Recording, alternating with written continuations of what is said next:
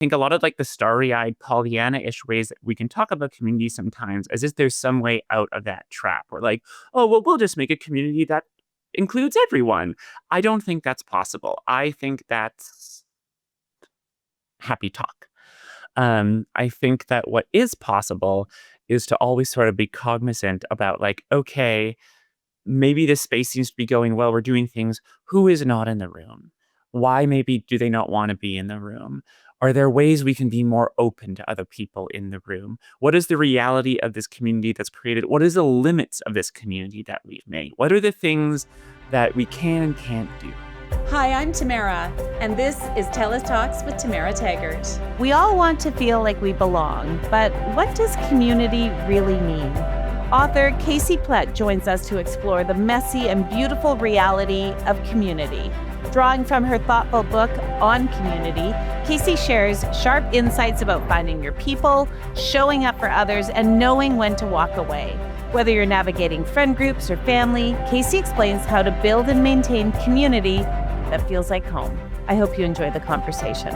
This podcast is brought to you by TELUS Smart Home Security. Secure, simplify, and easily monitor your home from anywhere using the Smart Home Security app. Visit TELUS.com/smarthome-security to learn more about Canada's most trusted security provider. Hi, Casey. It is so good to see you. Hi, Tamara. How's it going? It's good to be with you. It's really good. You have a new book. It's called On Community. You have it with you, right? There it is. Casey Plett on community. I love the topic of community, and I love that you wrote a book on it. And I think that it's something that we don't talk. Well, in some ways we do talk about community a lot, and in other ways we don't. And I first, I think, what is community to you? Yeah, I started writing this book because I think I started to notice that the word community started like once I started to pay attention to the word community, I thought that I saw it used everywhere. You hear people use it in political rhetoric, this is about the community or we're doing this for the community, and you see it in advertisements that's marketed to us all the time. I remember getting off a flight to Toronto and there were all these bank advertisements of like a community, a such and such, and I think like you're a bank, like I don't, um, and yet, however, and then further, I come from a Mennonite background, which has an enormous emphasis on community, and in which there's lots of examples in my own life and in my family's life and in Mennonite literature. You see how community can be very toxic and poisonous and insular and very kind of harmful. I am a trans person. I'm a queer person, so the whole queer community, trans community thing is also something that we tend to use those words a lot and hold them up in kind of valor and like, oh, this is important. Community is everything. We are nothing without community, that kind of rhetoric again, whereas also that community I, had found to have failed in lots of ways and also been insular and cliquish and people turning on each other. All this is to say um, that, but that was sort of what I was kind of in my mind going into thinking about writing about community. And then it was specifically as we were coming out of the first year or two of the pandemic, it was post-vaccine. We were starting to do things again. And I started to see that word community everywhere. Again, I thought, I thought like, this word is being used so much that is basically meaningless. It's like, it can seem to mean anything anyone wants it to mean. But also, maybe I'm not as cynical about it as I thought I was, because clearly, I was just alone. I was just literally alone for a year or two. I lived alone during most of the pandemic. And I don't think I can be cynical about this anymore because we do clearly need some form of community. That seems pretty clear to me. I actually feel pretty non-ambiguous about this. But what does all this mean when it can turn on us so easily? And when also seemingly everybody from politicians to banks to the guy who runs my PDF software can invoke it for their purposes. So I really just wanted to get in and unpack it like, okay, this is necessary. I know we need it. How does it actually work? How can we actually understand it? And this book, what came out of those questions.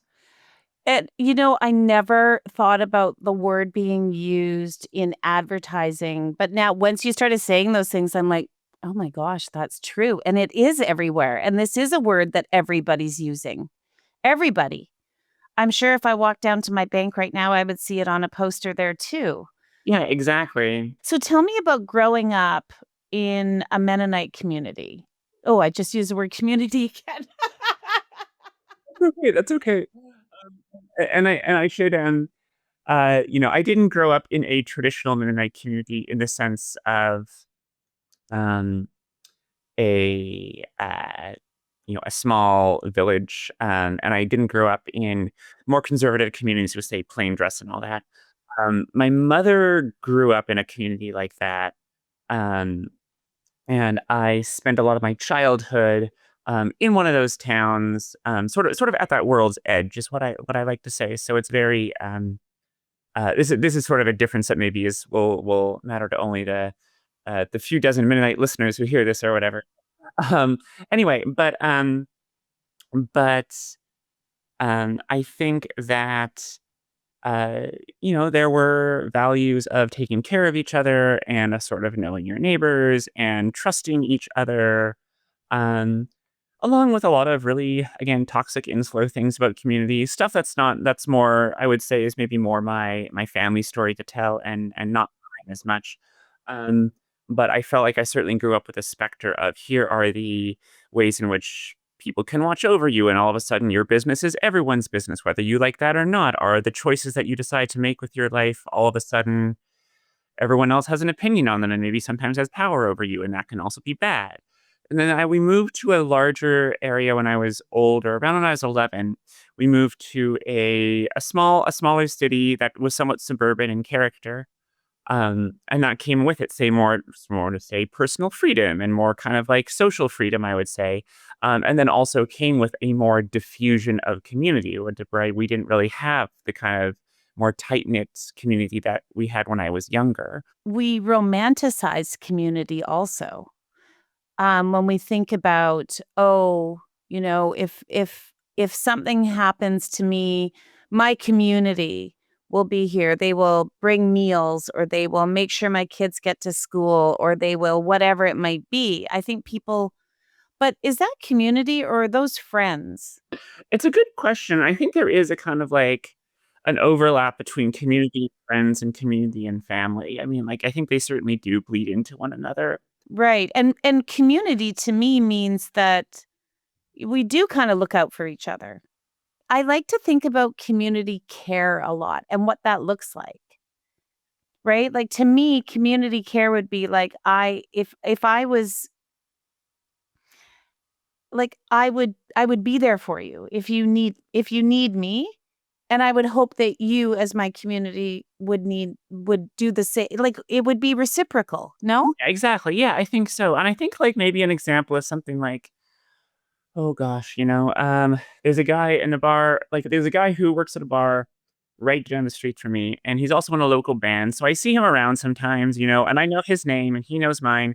I wouldn't call us friends. We've certainly never had a conversation that lasted more than a few words at a time. And, um, we certainly have never hung out or anything, but I'd like to think that, say, like, if I passed him, and then, like, his car was broken down, I'd be like, "Hey, what's going on? Like, are you okay? Do you need help? Like, do you need a lift home?" Like, and he would do the same for me. I think that's the kind of thing that you know, I believe in that. Like, we're not friends. That seems improper, but I do think we're part of each other's community. Yes, exactly. Now, if the world ran like that, would we not be in a better place? I would like to think so, right? Um I would like to think so too. Yeah. And I think there's something too about like, I'm really attached to the idea of thinking about community and being in community with each other similar to like friends and family. Cause like you can treat your friends poorly, right? Like you can have friends who aren't very good at being friends. Obviously, you can have family that isn't that always great to you, or that you have a good relationship with, or that you even want to have a relationship with. And sometimes it can also be, but also like, I think lots of us would agree, like, we want friends or family in our lives. We want those relationships to be good, and we kind of need them if we don't want to be miserable and alone. Um, and they can be really bad to us, and you also kinda have to work at it a little bit. You kinda have to give in yeah, kinda have to give a little bit what you wanna get, and so I think community maybe applies in the same principle. I think sometimes maybe the trap in how we talk about community is that we want it to be easy, or we want to just exist and be there and just sort of, like, be this naturally occurring thing. Yeah, like a guaranteed kind of, I don't know, safety net of community, right? But but community also takes work, and as you mentioned, earlier, community can turn on you. How do you know when community is toxic or Yeah, it's a good question because I mean, I think sometimes there's really stark examples that, um that one can reach for. In a religious setting, certainly. I mean, the example is when a church decides you're not a member anymore, and then you're not allowed in services, and then the people in the congregation don't talk to you. Like that's a pretty cut and dry example. But there's like so much really in day to day life. There's lots of like unambiguous examples, right? If the community has decided that you have wronged something, or like people are gossiping about you, or like, oh, did you hear that so and so did this? That's so messed up. And then all of a sudden, people in the grocery store just look the other way when you look at them, right? I mean, I think like those are things that, um, I guess you have your work community too, right? People would have their work community, their neighborhood community, their church community, their complete with all our little dramas and our little, yes, exactly. It's really so tell me when when you now you lived in Canada, you moved to the US, you moved back to Canada, you're back in the US, you're a professor, you have your community now as a professor living in the US, you're a published author, your community must look so different than the community in which you were surrounded when you were growing up. totally. Yes, absolutely. Have you built your community or has your community found you? I think like a little bit of both. Um, I think that there are a definition of community I really liked. Um, One of the fewest things that I think maybe come close to a way to define it. Um, a guy named Michael Warner who wrote this book about Publix is how he called it. But he just had this toss off line where he referred to community as an ongoing space of encounter. And I was like, wow, that I think that encompasses a lot of things, an ongoing space of encounter. And I think that for me, what I've tried to look out as when there are those spaces that are there, and they can be in workspaces, and they can be in art spaces, um, where I feel like I'm in a space like, oh, I think, oh, like this really seems to work. Like there is something special and nice about this. And I want to make sure that I am kind of like being an active contributor or kind of being as involved or sort of like nurturing to the space as I can. And perhaps the space will do the same thing for me in kind. Um, and again, I think these happen in surprising ways, you know?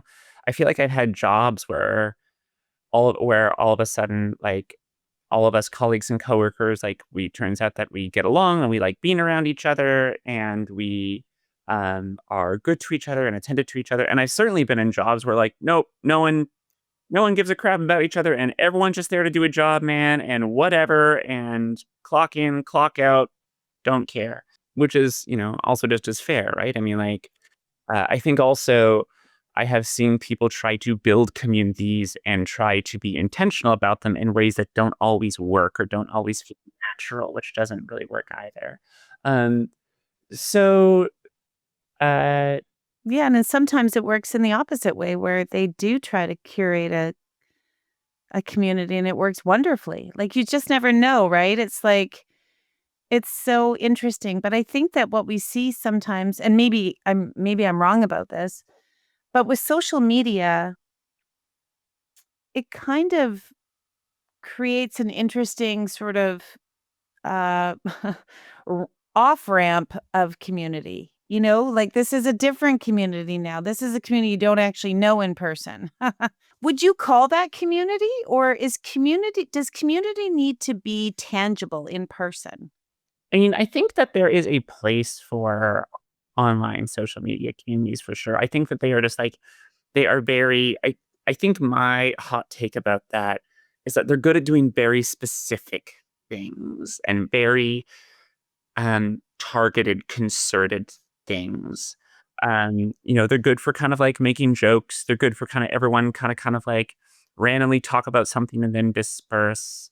They're obviously good at uniting people who are geographically far flung, are dispersed, or people who cannot easily leave their house. So I think about how disability interacts with online social media communities quite a bit.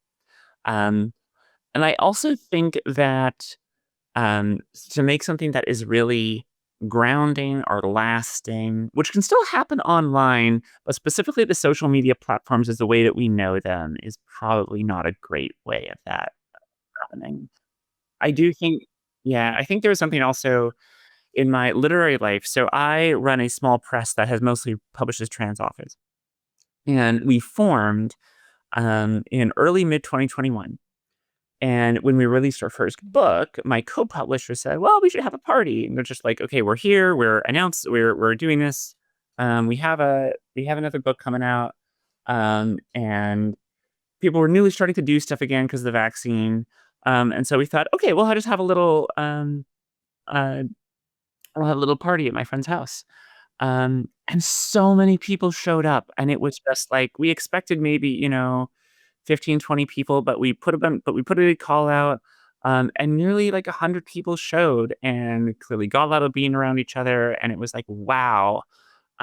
Clearly this is what I'm talking about, an ongoing space of encounter, where I think the both of us went, whoa, like this is about something much bigger than simply, we've got a book, come hang out and buy it. Like there is a community aspect to this that revolves around what we're doing, um, that we didn't necessarily understand.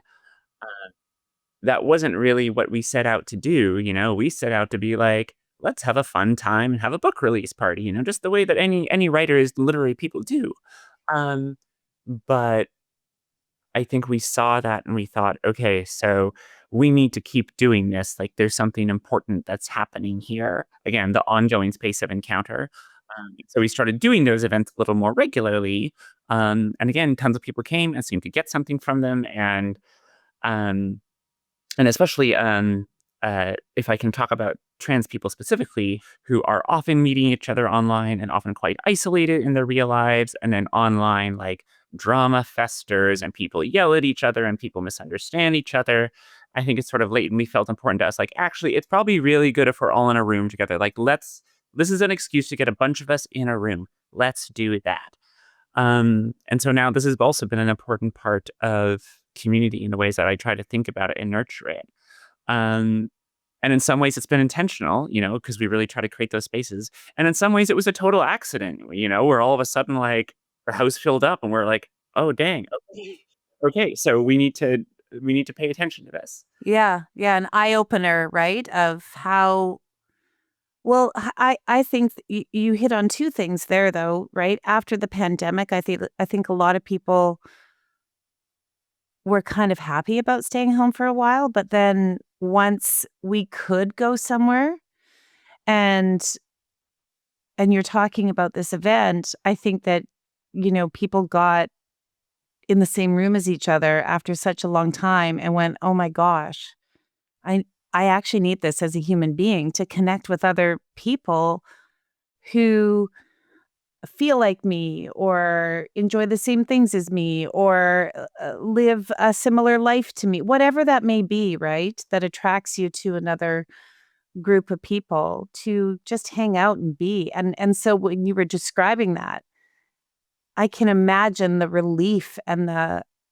safety you would feel to see other people in the same room. No wonder you had 100 people show up, right? And you're so right about that, to nurture that and and really like care about that, because you were sent a message. This is important community.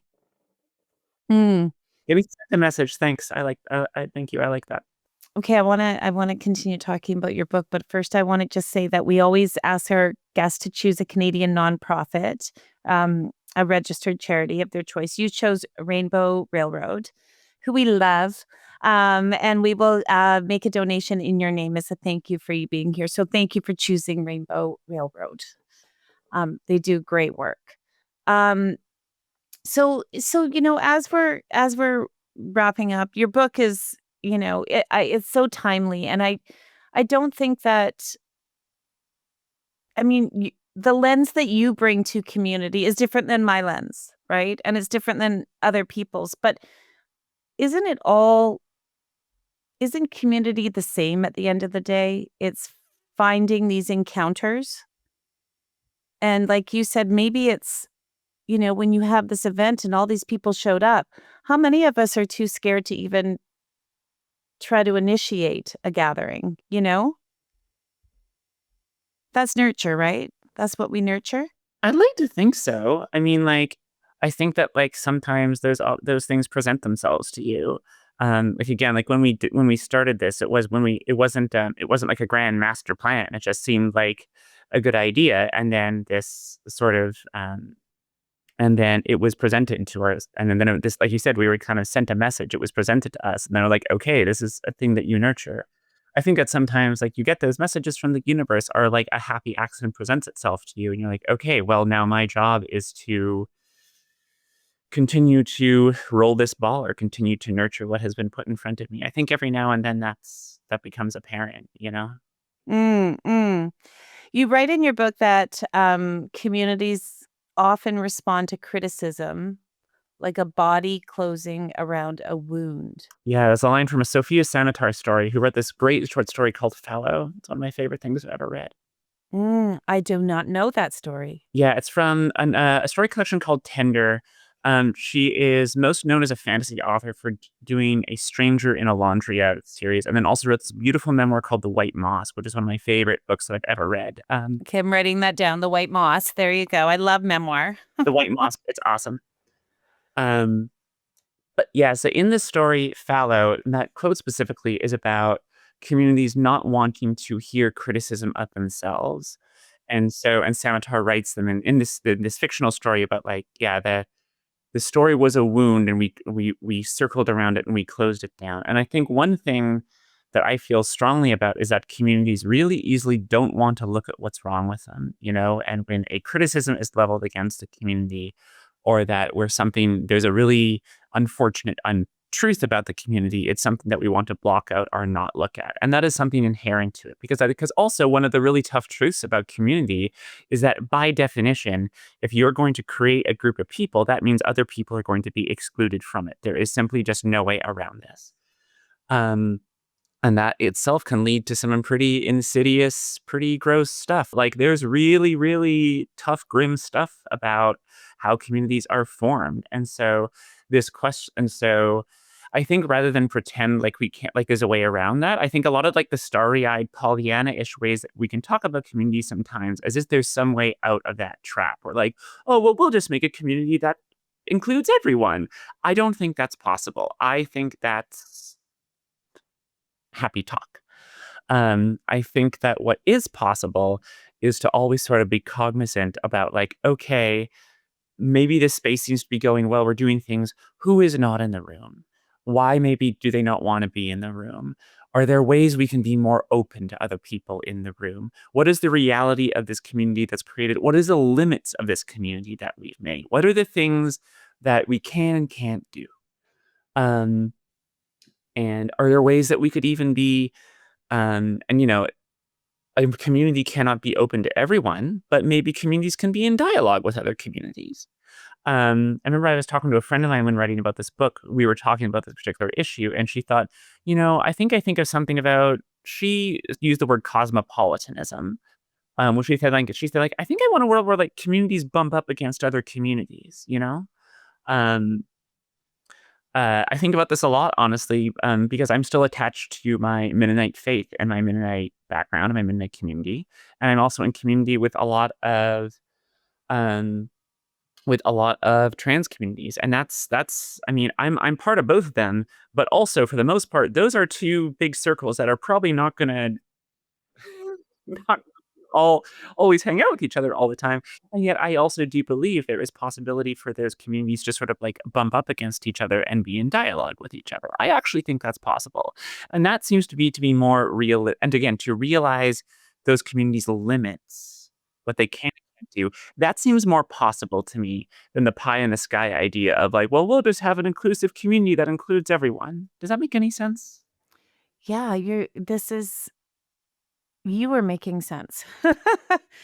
What you were saying, you really are, and, I never thought about them. Yeah, we do have this idea that all these communities should just become one big community, Yeah, that all loves each other, everyone gets along. It's like, oh, no. but we can exist, and as you say, bump up against each other, and there is crossover in a lot of communities, just like you explained your own. Wow.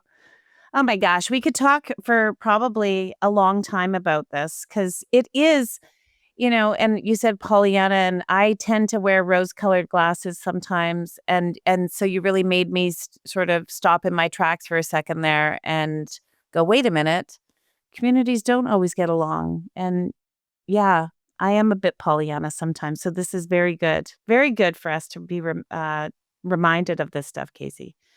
Um, so I always think about, we especially now, things can seem overwhelming and daunting and we're always trying to fix something, or I am anyways, whether it's with my own life or government or whatever it might be, right? And your advocacy.